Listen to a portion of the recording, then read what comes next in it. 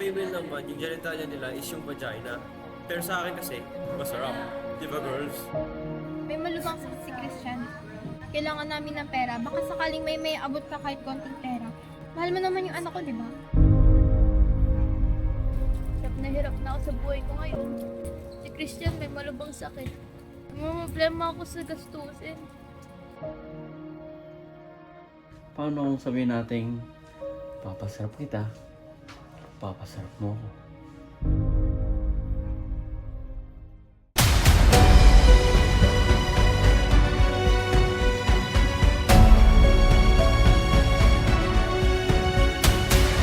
Oh my God! Hindi na lang yung pass natin lagi. Ew! Kaya mo yan. Panalagpasin mo yan. Si Christian yan, di ba? Kaya niya yun. Kasi ako naiintindihan. Binenta ko yung kaluluwa ko, mabayaran ng